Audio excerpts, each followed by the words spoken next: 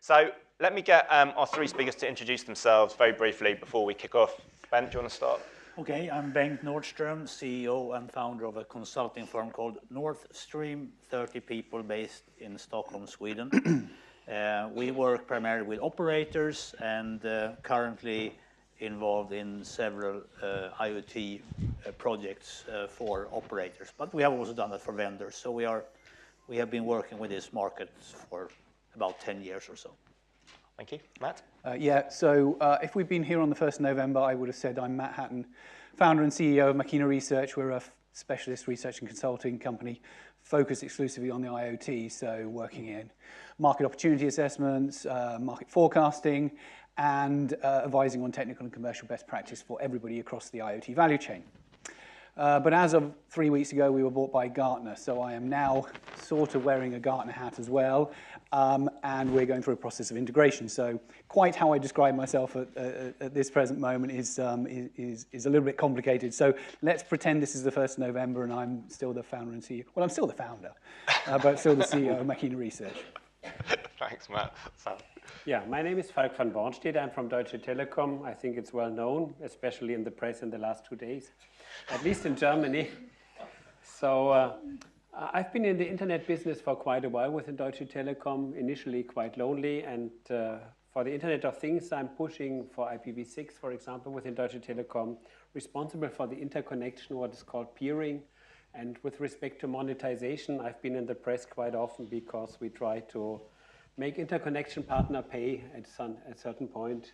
When we try to make OTTs pay, this raises a lot of emotions sometimes. We might well cover that, Falk, then. Thank you very much. I'm going to start with Matt, despite his identity crisis, because Machina have done some great research over the years into this space, and is undoubtedly why they were snapped up by Gartner. But one piece they did this year really sort of talked about there are three strategies emerging when it comes to monetization of the IoT and what operators are doing. So I was going to really sort of kick off, Matt, and ask if you could maybe just go through those three strategies, because you've obviously got a great view of kind of what's happening in the space. I can. I mean, there's probably more than three strategies for monetizing the IoT, if I'm perfectly honest. But just take a step back. So if we'd been here 12 months ago, we would probably have been talking about how there's basically an evolution path for CSPs as they run their IoT strategy. So you kind of start with it as a part of the wholesale team or sitting within enterprise, a couple of people who have normally got M2M IoT as a responsibility.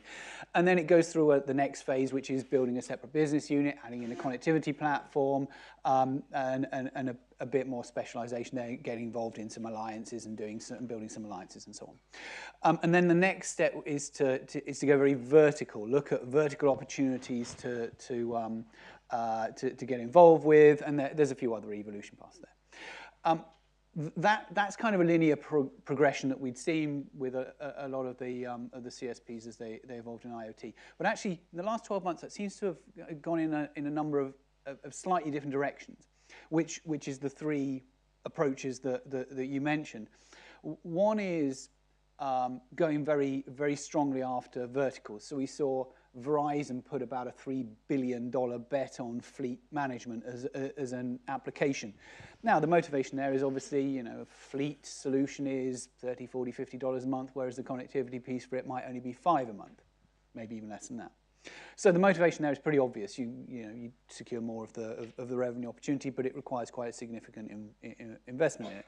Phil mentioned the Vodafone investment in Cobra, similar sort of thing, move up the stack, add in additional capabilities. The second one is actually to go much more horizontal. Think about it more as being just okay, I'm a provider of connectivity. In fact, we heard from Rami earlier. Tele2, probably the poster child for this kind of an approach is we'll just provide horizontal connectivity and we'll let everybody else do the other pieces, and we'll just provide that horizontal piece. And then the third one is actually a number of smaller operators in emerging markets kind of drawing back and actually looking for some third-party operator to help them. So we saw Wind in Greece do a deal with Telefonica, where effectively they're basically handing over a bunch of responsibility for things. we're seeing this increasingly with operators, maybe smaller single-country operators in emerging markets, well, kind of middle-tier markets, looking to bigger groups to actually help them with their strategy. So effectively saying, I've got 2 people here responsible for M2M IoT, and actually I can't do very much here, so what I really need is a big brother to help me out. So that's the three things. I'm going to stop talking there because I've rambled on for ages. No, thank you very much. Well, let's turn to you as the operator on the panel. Deutsche Telekom obviously very well known for Kibicon, particularly what they're doing in the smart home field. But perhaps do you just want to sort of just outline really kind of what DT's sort of approach is to the IoT as in terms of this, like how to make it pay? Yeah, DT is becoming now, it's a few hundred people working on it. It's difficult for me to even follow up what's going on. So I will be on a very high level. I cannot go to all the initiatives because it's far too one. One thing is that we believe in partnerships. We have seen if we do something on ourselves, it just doesn't work. We want to have it end-to-end, and we believe in partnerships. And for example, with BMW or something like that, we buy the business cars from them, and they somehow we do the connected car with these people. We believe in partnerships is one clear statement. The other is that Deutsche Telekom Group will act as one. In the past, you saw that the subsidiaries like T-Mobile US or Machina Telekom in Hungary, we have a footprint all across, especially Eastern Europe. And in the past, we more or less moved in parallel. And now we are really synchronizing, and we are taking managers out of the daughter companies who get into the headquarters and get important jobs there. So it's no longer that Bonn, Germany tells the NatCos, as we call them, what they have to do. We really work as one network. And we will also do an IPv6 only network. That's important for IoT because we have plenty of IP addresses. Right now we have 10% of our traffic on IPv6 already. So we are driving an IPv6 only network across the whole footprint of Deutsche Telekom.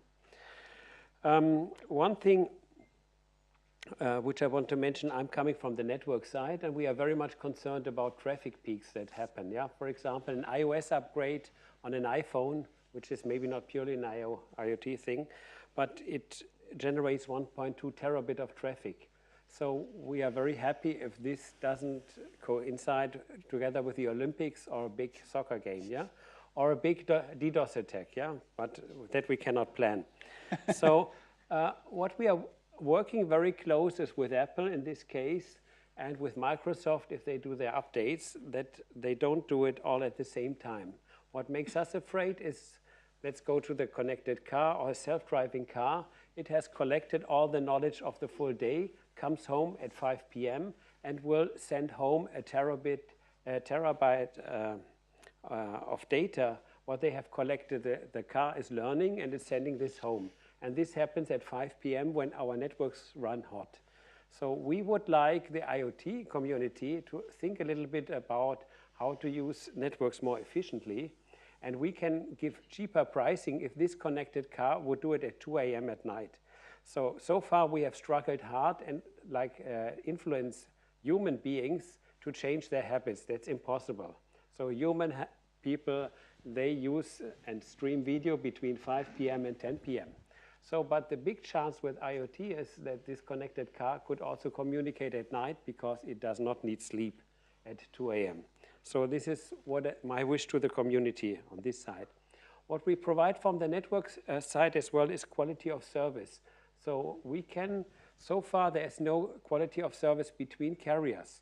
We have implemented quality of service between carriers.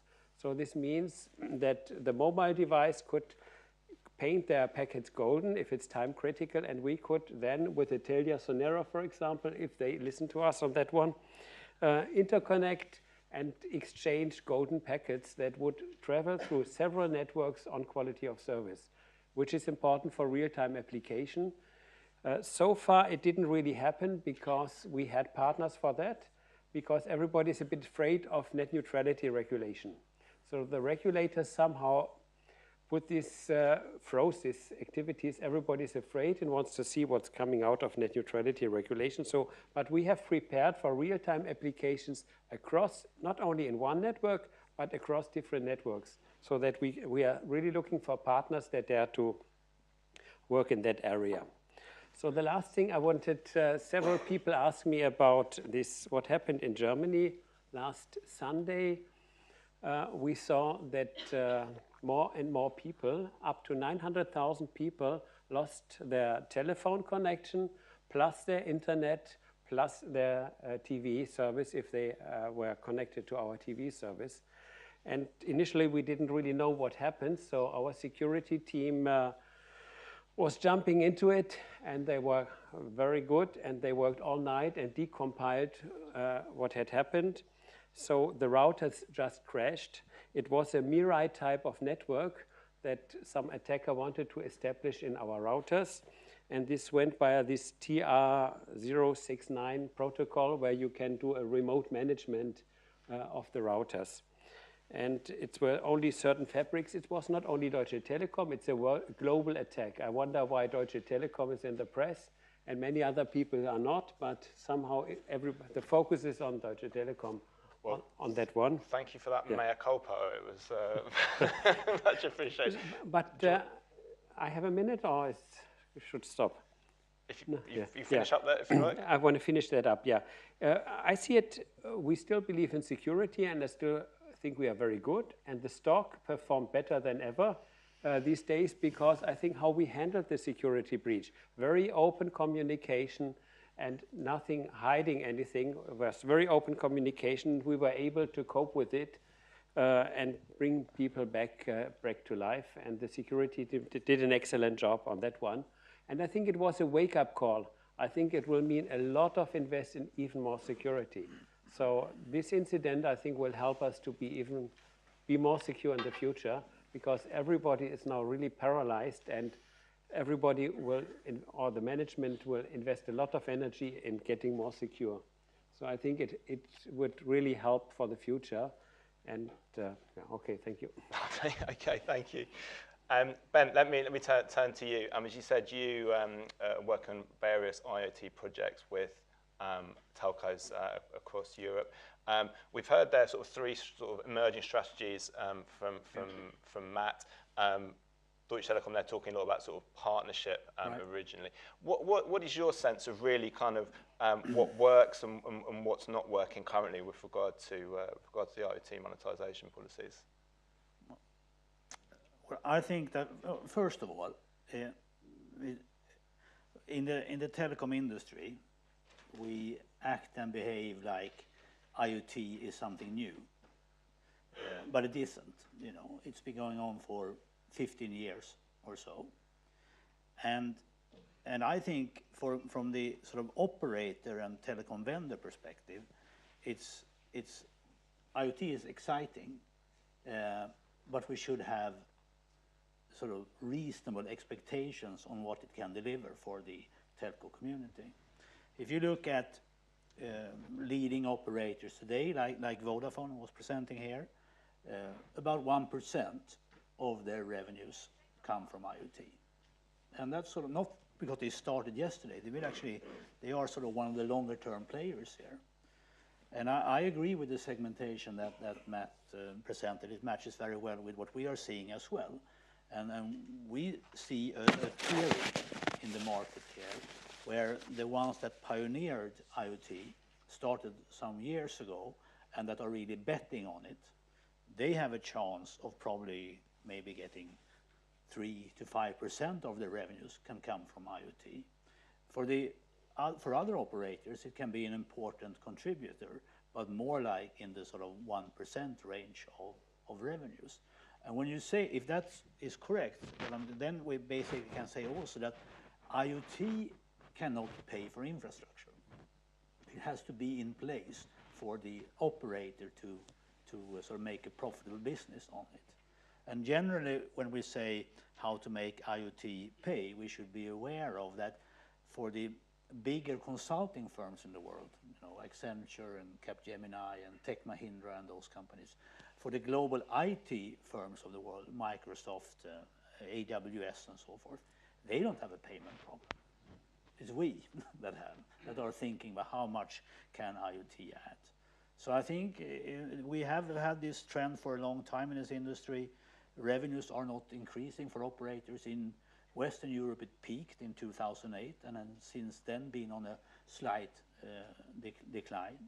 We have a trend of separation between access and control of networks, or service, which means that increasingly operators are pushed to being the connectivity provider of IoT. And I think if our sort of first scenario of how this will develop is that it will to a large extent be confined to connectivity, apart from a fewer limited number of operators that have the size and the scale of their business that possibly can derive more general revenues than beyond connectivity. Yeah. Matt, would you agree with that? I mean, as you said, you guys have done some analysis of what the revenue opportunity there is. Ben, sort of a bit pessimistic there about what operators can actually get out of it. So I just finished writing an article for a competing title to yours, so I will name no names. I know. No. I'm not gonna give them the oxygen of publicity.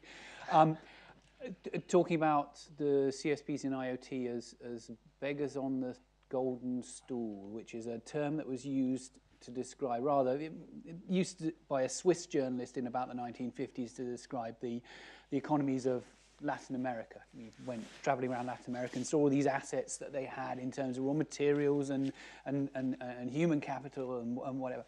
But they were unable to take advantage of all those capabilities, and so hence beggar on the golden stool. It was slightly naive economics, but I'll leave that aside. And we've sort of got the same sort of situation with CSPs and IoT. There's a tremendous amount of assets that the operators have. Look at what Telefónica's, they had an announcement a couple weeks ago about this LUCA organization, LUCA, which has been putting together all their data analytics assets. And that's effectively saying, we've got all this information, network information about where people are and who they are and all this kind of stuff.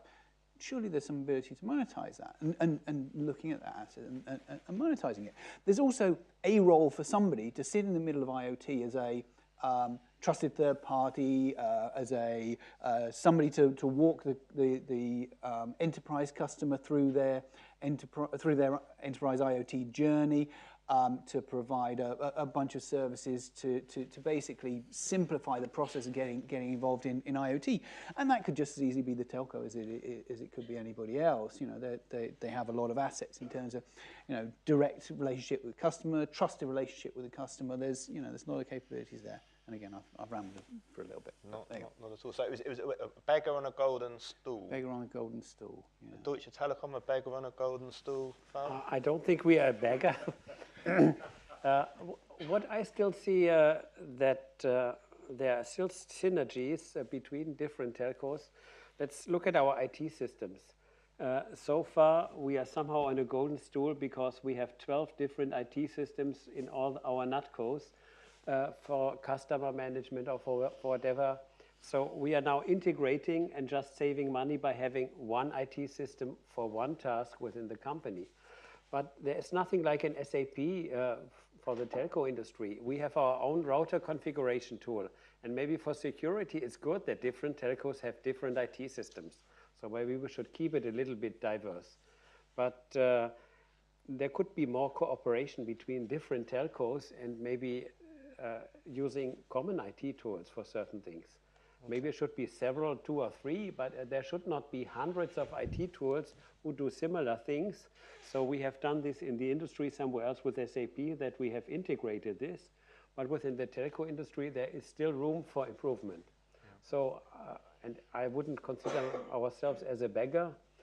Of course, we are looking for new areas, and IoT is definitely a thing where we think we can make some more money and get a more solid base for our business. Voice business is disappearing.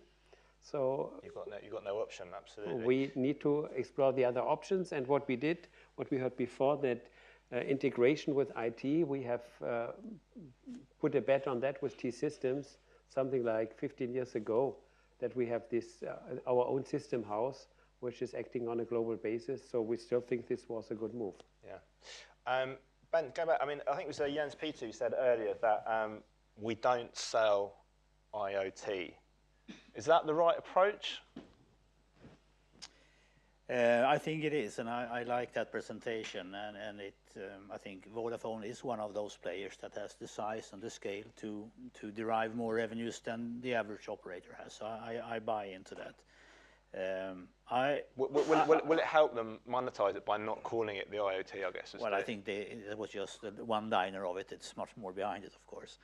What I think the way we think this is developing is that when the overall IoT focus we have in the world today, you can call that's the same thing as this digitalization focus you have in the world. All companies in the world, operators, car manufacturers, whatever vertical you're in, are thinking hard about how to digitalize their business, how to change distribution, how to go from product to sell as a service model.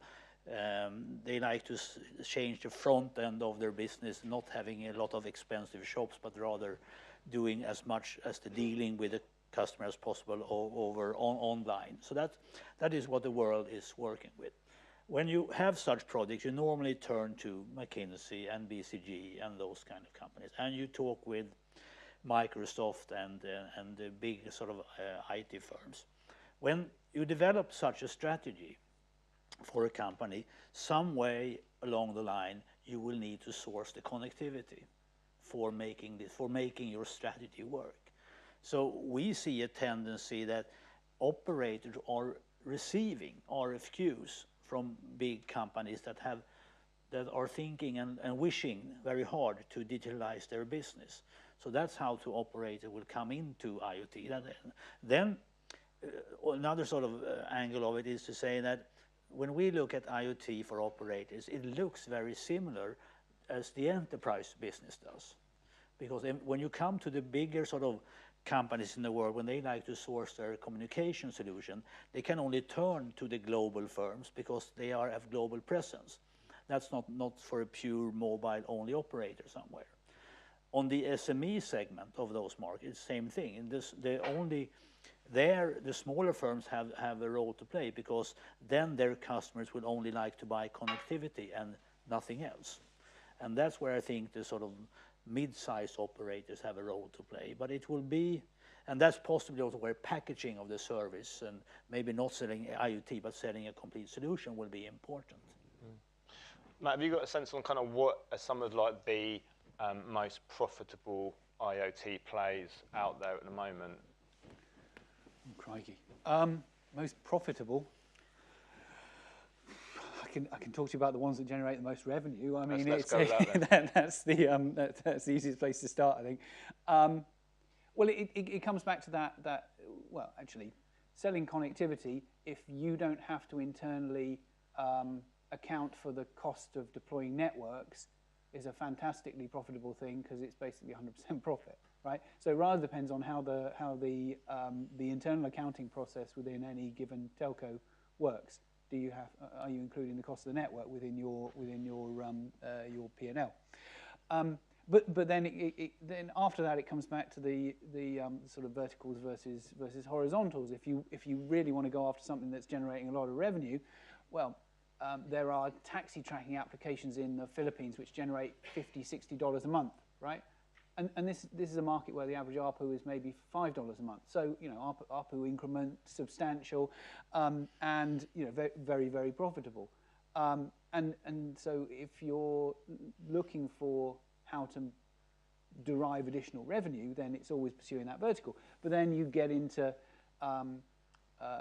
questions of competition, right? So it's not just telcos competing against telcos, then it's competing against all sorts of other players who might be able to provide similar sorts of services. So then you run into those kind of problems.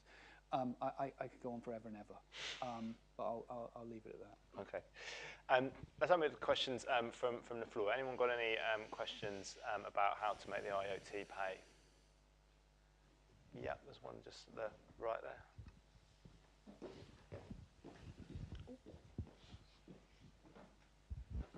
It sounds like there's money in it somewhere for the telcos, but the biggest IoT project that this country is facing is floundering in a big way right now, and that's smart metering.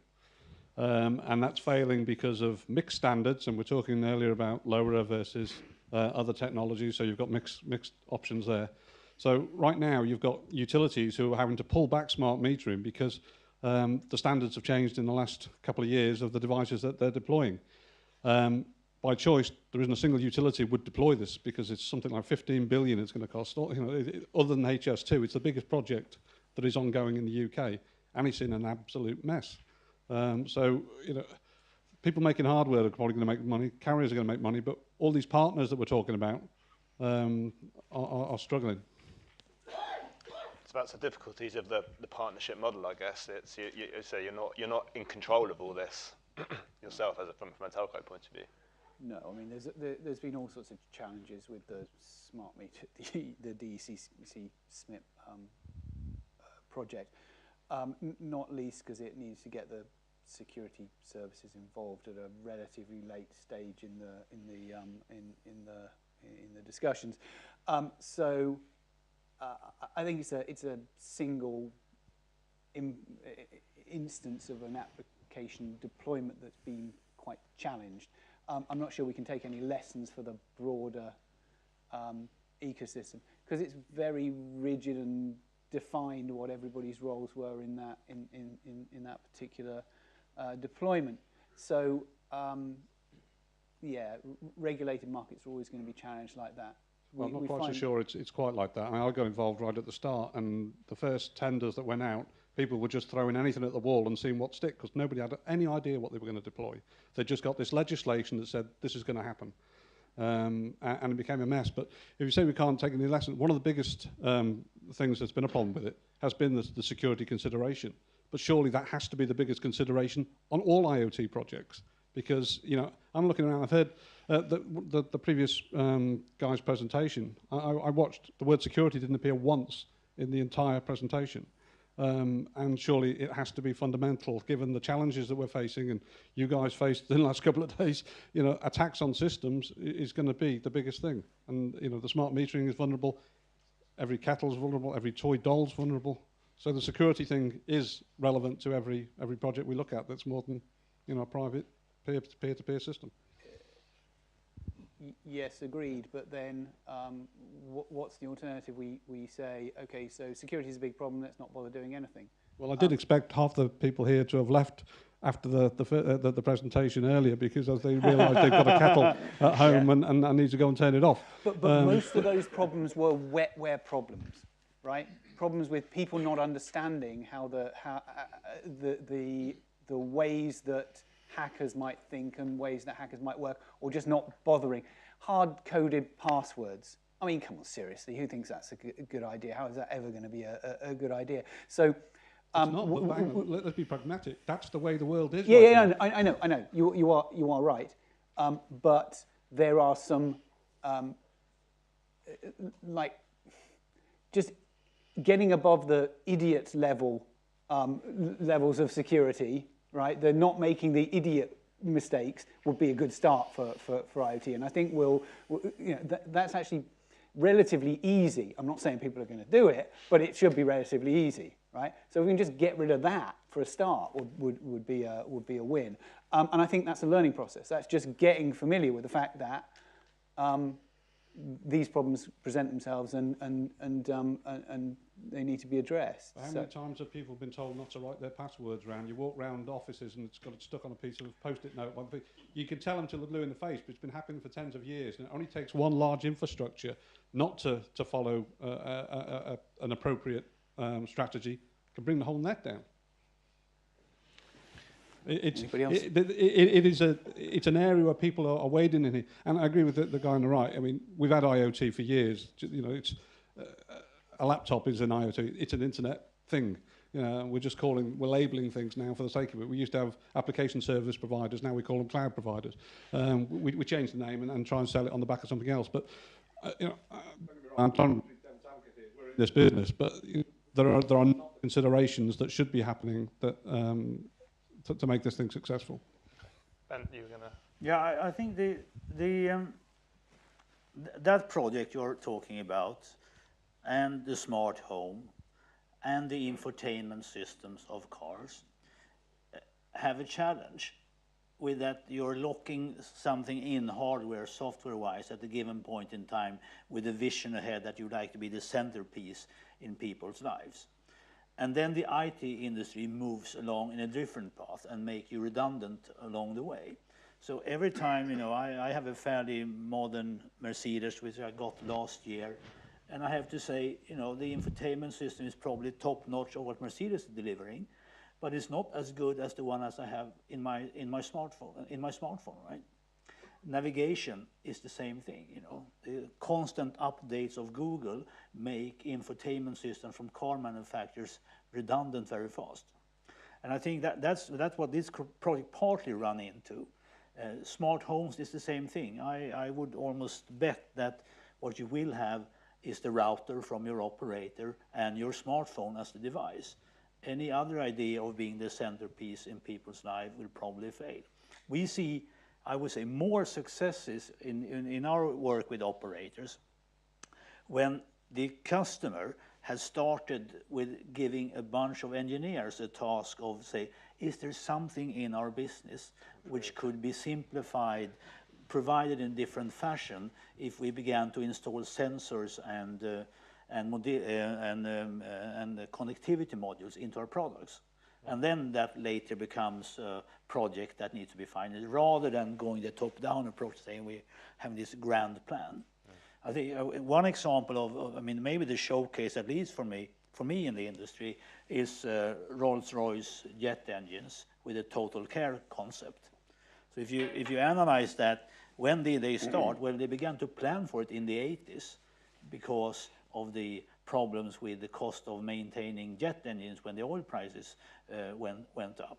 And 10 years later, they began to install sensors in the jet engines.